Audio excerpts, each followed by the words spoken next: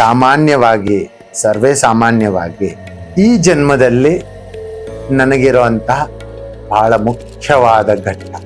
ಇದಾದ್ಮೇಲೆ ಏನಾದರೂ ಆಗಲಿ, ಇದಕ್ಕೆ ಮೊದಲು ಏನಾದರೂ ಆಗಿರಲಿ, ತಲೆ ಕೆಡಿಸ್ಕೊಳ್ಳೋದಿಲ್ಲ.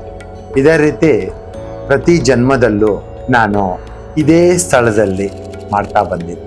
4000 ವರ್ಷದ ನಂತರ 3000 ವರ್ಷದ ಸಮಯದಲ್ಲಿ ಮತ್ತೆ ಬಂದು ಬನ್ನಿ ಮರ ಇಲ್ಲಿ ನೆಟ್ಬಿಟ್ಟು ಹೋಗಿದ್ದೆ. ಬನ್ನಿ ಮರ ನೆಟ್ಟು ಆ ಒಂದು ಕಲ್ಲು, ಆ ಬನ್ನಿ ಮರ, ಅದರ ಒಂದು ಸೇವೆ ಮಾಡಿ ಹೋಗಿದ್ದೆ. ಅದರಲ್ಲೇ ಬನ್ನಿ ಮಹಂಕಾಳಿ.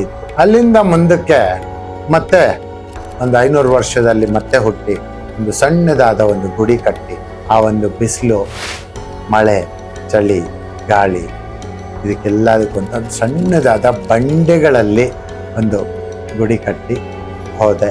ಅಲ್ಲಿ ಸೇವೆ ಮಾಡ್ಕೊಂಡು ಹೋದೆ. ಹಾಗೆ ಎಷ್ಟೋ ಸಲಿ ಈ ಒಂದು ದೇವಾಲಯದ ನಿರ್ಮಾಣ,